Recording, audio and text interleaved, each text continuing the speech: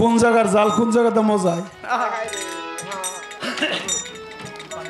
দুইজন স্বামী স্ত্রী দুইজনই মুড়ি দিলাম দুইজন সমানে সেবা খেদমত করলাম হাত পাও টিপলাম গোসল টোসল করাইলাম খাওয়াইলাম হ্যাঁ কর্ম করলাম আমার স্বামী রেখে দিল আমার দিল না তাহলে আমারে কোন কেন এটা আপনার ভিতরে ক্ষোভ আছে আপনি সবি বাবারে কোন না আপনি যার আমি তো আপনার জন্য 3 ঘন্টার জন্য ফির হইছি আমি তো আপনার অরিজিনাল পীর না আজ কইলে আমারে সাজাইয়া একটা পীর সাজাইছে আপনার পীর এই জন্য আমি আপনার পীরে বসে রয়েছি এই 3 ঘন্টা পরে আমি আর আপনার পীর থাকুম না প্রকৃতপক্ষে আপনি যে আপনার পীর হের একদিন কইলেন না বাবা কত বেটা গো খেলাফত দেন হ্যাঁ তা আমি যে মুড়ি দিছি আমারও তো একদিনও দিলেন না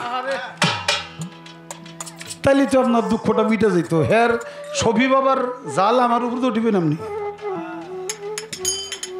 এটা শোনেন পুরুষ শাসিত সমাজ মূল বিষয়টা হলো পুরুষ শাসিত সমাজ নারীদেরকে পুরুষের অধীনস্থ করা হয়েছে নারীদেরকে পুরুষের অধীনস্থ করা হয়েছে পুরুষকে নারীর অধীনস্থ করা হয় নাই যে কারণে এই খেলাফত এই নবুয়ত এটা পুরুষেরাই পেয়েছে ইমামতির দায়িত্ব পুরুষেরাই পেয়েছে নারীরা পায় নাই কারণ এটা পুরুষ শাসিত সমাজ একটা জবাব আমি দিলাম আর একটা কথা হলো এই স্বামী যদি রাজা হয় রাজার লগে যে বিয়ে বসে তেমনি নিয়ে গেছে রাজার ছেলে রাজা এখন এই রাজায় যদি একটা ফকিন্নিরে বিয়ে করে তাইলে কি সে রানী না রানী তো রাজার লগে বিয়ে হয়ে গেছে সেরা নিয়ে গেছে গা পুরুষ যদি পীর হয় অর্থাৎ স্বামী যদি পীর হয় তাহলে তো এই স্বামীর যে স্ত্রী হেতে এমনি পীর মা হয়ে গেছে নাকি গোলামান জন্মদিন লাগানো এমনি হাজার হাজার মানুষের মা হয়ে বুঝে নাকি তো কাজেই এখানে তো আপনার আফসোস ক্ষোভ রাগ গুসা কোনো কিছুই থাকার কথা না স্বামী যদি পীর হয় আমিও পীর মা স্বামী পীর বাবা আমি পীর মা তাহলে তো আপনার এখানে আর কোনো কিছুই থাকে না স্বামী রাজা হইলে আর স্বামী যদি একবার চোর হয় তাইলে বাধ্য হয়ে আপনারও শুননি কইব নাকি বাবা এটা একটা কথার কথা কইলাম যদিও গুরু শেষের পালা এই কথা আসে না এই শেষের কথা না স্বামী চোর হইলে স্ত্রীর শুননি কেউ এই কথাটা গরু শেষের পালা আসলে কিন্তু একটু রস একটু মজা করলাম কথা ওইটাই স্বামী রাজা হইলে স্ত্রী রানী হ্যাঁ আর স্বামী যদি পীর বাবা হয় পীর হয় তাহলে স্ত্রীও পীর মা হয়ে যায় তার খেলাফত দিন লাগে না এমনি এমনি পীর হয়ে গেছে পীর মা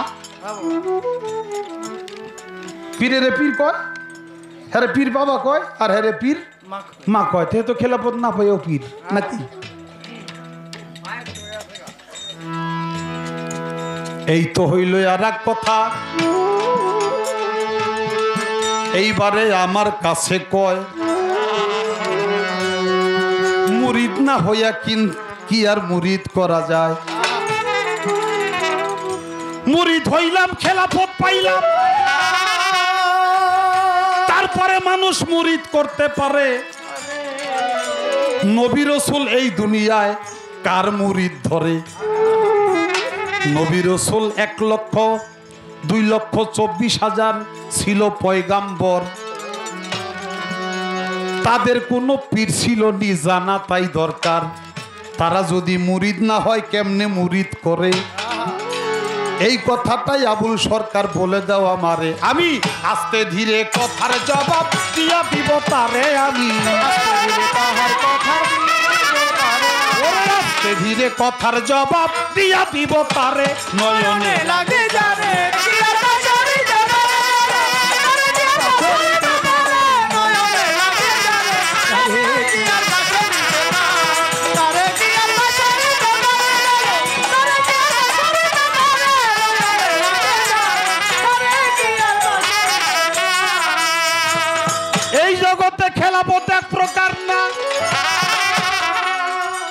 আমি সবারে জানাই, একটা হইল রুহানি, জানিবেন সবাই, আর একটার নাম জালালি, আর একটার নাম জামালি হয়, আর একটার নাম উত্তরাধিকারী, আমি দিলাম পরিচয়।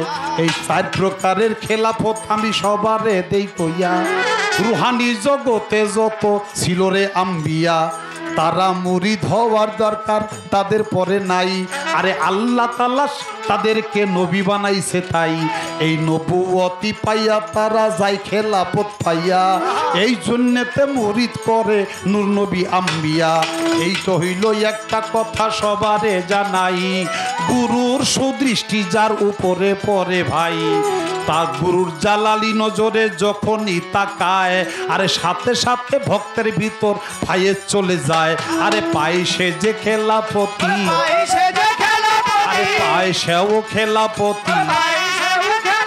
আমি আর এক কথা টানবো, ইতি পায় সে তো খেলাপতি।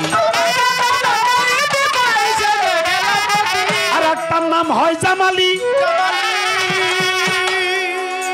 আমি সবারে জানাই, গুরুর কথায় কর্ম করে খেলাফত পায় ভাই, তার নাম হইল জামালি, দিলাম পরিচয়। আর একটা হয় পীরের ছেলে, জানেন তার বিষয়, এইটার নাম উত্তরাধিকারী, সবারে দেই কইয়া। গদিকে রক্ষা করে সবারে দেই কইয়া। এই জন্যেতে গদিন শিন পীর তারে কয়, পীরের ছেলে এই জগতে সেও পীর হয়। এই কথাটার জবাব আমি দিয়া দিলাম তারে, হায় হায়। এই কথাটার জবাব আমি দিয়া দিলাম তারে, নয়নে লাগে যারে তারে কি আর পাশে নিতে পারে, তারে কি আর পাশে নিতে পারে, বলো তারে কি আর পাশে নিতে পারে, লাগে যারে তারে কি আর পাশে নিতে পারে। আস্তে বাবা। তাহলে খেলাফত হলো একটা রুহানি, আর একটা জালালি, আর একটা জামালি, আর একটার নাম হলো উত্তরাধিকারী বা রহমানি বলা হয়। একটা উত্তরাধিকারী, আমাদের বাংলা ভাষায় কিন্তু এটাকে বলা হয় রহমানি। এই 4 প্রকারের খেলাফত, যেটা নাকি রুহানি খেলাফত, সেটা হলো দুনিয়াতে যত নবী রসুল আসছিল নবুয়তের জামানায়, তাদের মুরিদ হয়ে খেলাফত প্রাপ্ত হইতে হয় নাই। কারণ হলো নূর মোহাম্মদ নূর তেজাল্লাকে আল্লাহ তাআলা সৃষ্টি করেছে সর্বপ্রথম, আওয়ালু মা খালাকুল্লাহ মিন নূরি। সেই নূর মুবারককে সৃষ্টি করে নূরে মোহাম্মদকে সামনে রেখে সমস্ত রুহু মুবারককে বলেছিল, তোমরা নূরের শানে কিয়াম করো, তোমরা তাজিম করো, সম্মান করো, সেজদা করো।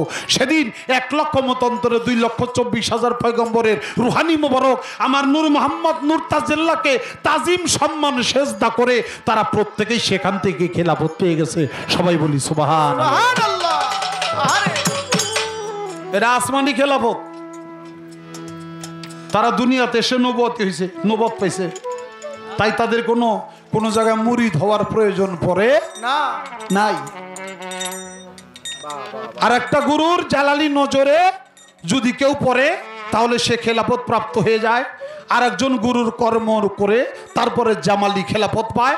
আর একজন উত্তরাধিকারী হিসাবে, অর্থাৎ পীরের ছেলে, সে রহমানি হিসেবে সেও রহমানি খেলাফতরা পেয়ে যায় গদি রক্ষা করার জন্য। তাই তাকে বলে গদিন শিন পীর, মানে বাবাই পীর, পোলায় গদিন শিন পীর। তার কিছু কর্ম থাক বা নাই থাক, কিন্তু পীরের ঘরে যে আসছে, আল্লাহ তাআলা মেহেরবানি করে যেই ঘরে পাঠাইছে, এই জন্যে সেও পীর হয়। তবে তার আখলাক, চরিত্র, আদর্শ, উদ্দেশ্য তারও ভালো থাকতে হবে। এই পর্যন্ত ছিল কথায়, আর তো কথা নাই। কথায় কথা বাড়াবে, আমি বাড়াইতে না চাই।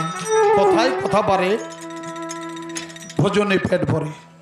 তো কথা বলতে হয়, তা ঠিক আছে, কিন্তু কোনো কোনো অঞ্চলের লোকেরা কথা একটু কম শুনতে চায়, সেখানে বেশি কথা বললে মানুষ একটু কষ্ট পায়। এই জন্য আমি সেখানে আর যাব না। পীর মুরিদ সম্পর্কে